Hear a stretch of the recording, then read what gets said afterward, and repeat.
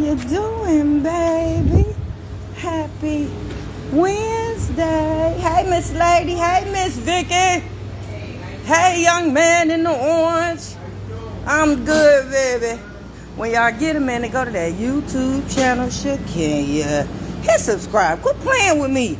Look at some of the videos. And if you see something you like, just go on and hit share. Y'all, today, I ain't even bring the good book in because I don't know how I was going to bring it to y'all today. You know, I'm trying to invite new people on Coffee and Conversation that's like experts in their field. And if they, you know, experts in whatever I'm talking about, I want to try to pull them in. So today, remember yesterday I talked to y'all about everything that I'm doing, everything I'm into. Okay, Brandon, just shipped in.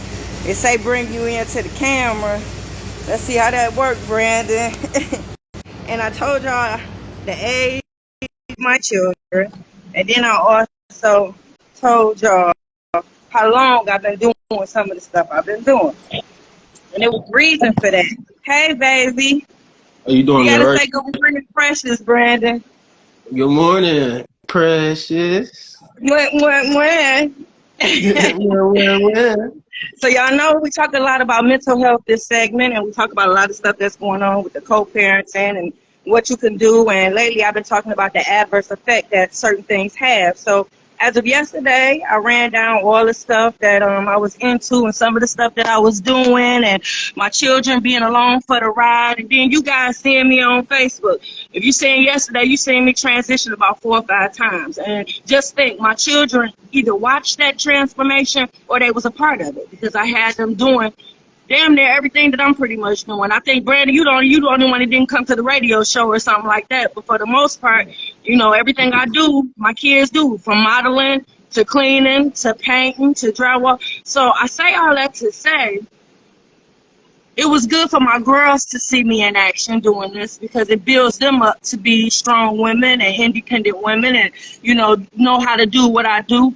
But boys need a man. They need a man in their life. A woman cannot raise a boy to be a man. So no matter what I've done, no matter all the manly duties, because it is a difference between man's work and women's work, no matter what I do or did, the adverse effect on young men can be a little bit different, you know. So Brandon, if you can just share one aspect of it as far as maybe your view on women as a result of a son growing up in that environment.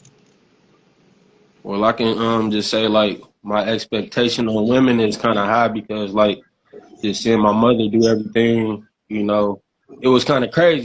So, like they say, like, I would want to date a woman like my mother. I would want to date a man as my father if your father is a positive example or a good example, or did you right your whole life, you know. So it's just like I'm big on that now. And at the end of the day, a man supposed to be a provider, the protector, and things like that. But you don't have too many men that's being a provider and protector. They not gonna really come home and do dishes. They not gonna really come home and cook. But with that being said, like, I do all that, you know. I do all that. So now I just got to get into the habit of just being that provider and being that protector, you know. Now, as far So as me yeah, doing everything that I did, you seeing me doing man's work and all that, how does yeah, that that can be affect your good and view? bad. That It can can be be good and bad. It can be good and bad because at the same time, like, those are things like a woman shouldn't have to do, you know. So okay. for me to see you doing that, I should have probably never got comfortable with, like, oh, I should expect so much out of a woman, because at the end of the day, a man got to do his job and do his part. And that's one thing that we talk about, ladies. When I tell y'all, a woman cannot raise a boy to be a man. And no matter what I tried to do, I made sure every time.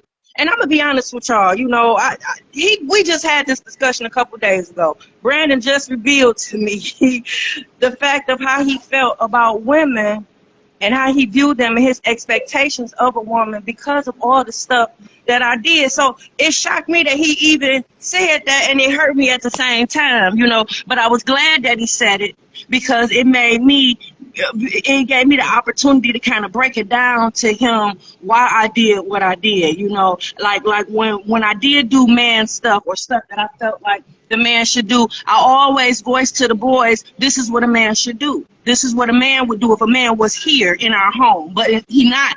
So I'm forced to have to do it, you know. So I tried to distinguish the two, but if I wasn't good at it, by us having that conversation, it gave me the opportunity to decipher what it is, you know, because some qualities that I have, I want him to find in another woman. You know what I mean, Brandon? The nourishment, the caring, the loving for you unconditionally, you know, it's things like that that I want you to find in a mate, you know. But yeah, a lot of stuff I wish I didn't have to do, you know. But y'all wasn't gonna go without. So everything I did because I had to do, because y'all wasn't gonna go without. It ain't y'all fault that there wasn't no man in the house, you know. But ladies, you know that we're gonna keep Coffee and Conversation short. My baby gotta go to work. I appreciate you chiming in, baby. I love you. Well, have a good And you day. have a good Love you day. too. All All right, right, bye-bye. bye-bye. Okay.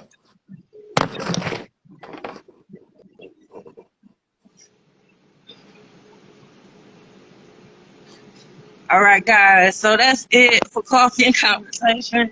You heard it from my baby. That was one of the adverse effects that can happen when a woman try to raise young men without a man being present. I wish they would have had their daddies in their life. I swear to God, I wish they did. I don't mean to say I swear to God, but I swear I wish they would have had their daddies in there. But I did try to put male figures in their life, positive male figures that they can take from, that they can be, you know, that they can emulate, that they can learn from. Will, that was my first man that I had when I got custody. And I'm gonna put his name out there. I put him on blast. Everybody know who Will is. Will was my man when I first got the boys. And when I tell you, that was the greatest example that I could have put before my boys. He took them out of town. He took them fishing. All the manly stuff that you would hope that your son would pick up, or take in. Will was a good example for that. He was. You know, I had a couple dudes through my lifetime or whatever, but for the most part, the ones that I put in their life and was serious about, they did good by my boys. I hope that they picked up on a lot of stuff, but the times that we didn't have a man, I had to do it all. You know, I'm the man of the house. I'm the protector. I'm the provider. I'm the one that makes sure everything happens. I take care of it. And then that's one thing, sometimes we go wrong, moms, when we're raising our son, and we get into that little patch of coddling. And that's a whole nother that's a whole nother video. So y'all, that's it for Coffee and Conversation with your girl Shakenya. Thank you, Brandon, for chiming in. I love you, baby. And I'm out, guys. Hey, Cynthia, shout out to Flint, Michigan. Mwah.